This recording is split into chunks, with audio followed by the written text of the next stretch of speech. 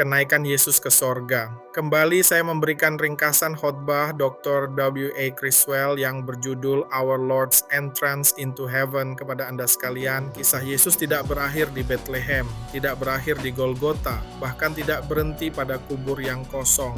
Sesudah bangkit dari antara orang mati, Yesus naik kembali ke sorga dalam kemenangan.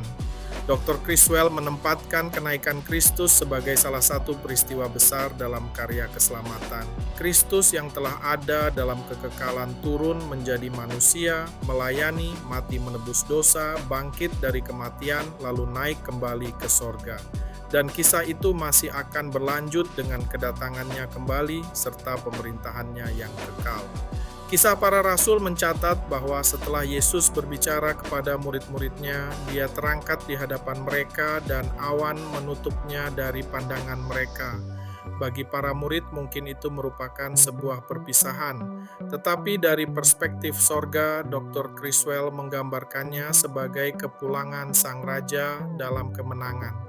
Bayangkanlah suasana sorga ketika Kristus kembali.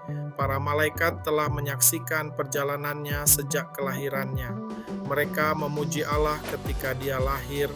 Mereka menguatkannya dalam pencobaan dan di Getsemani. Mereka berada di kubur ketika dia bangkit.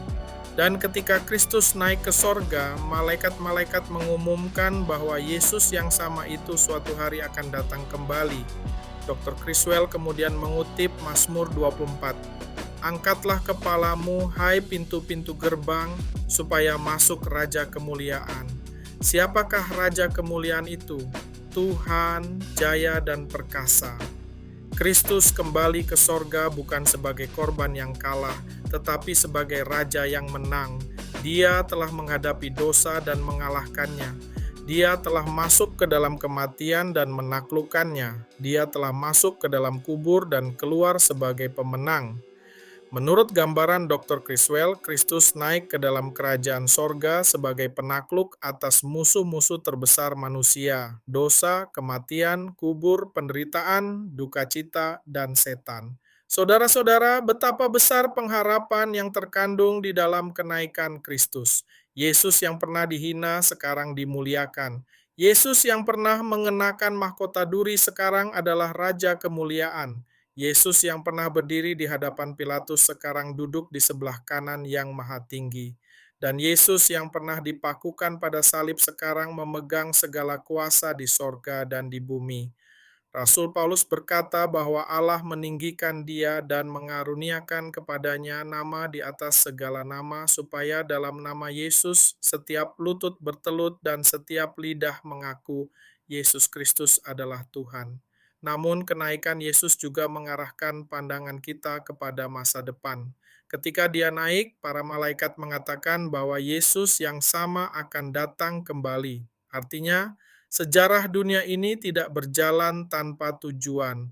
Penderitaan bukanlah akhir, dosa bukanlah pemenang, kubur bukanlah tujuan terakhir, dan kejahatan tidak akan memerintah selama-lamanya. Raja kita hidup, Raja kita telah menang, Raja kita sedang memerintah, dan Raja kita akan datang kembali.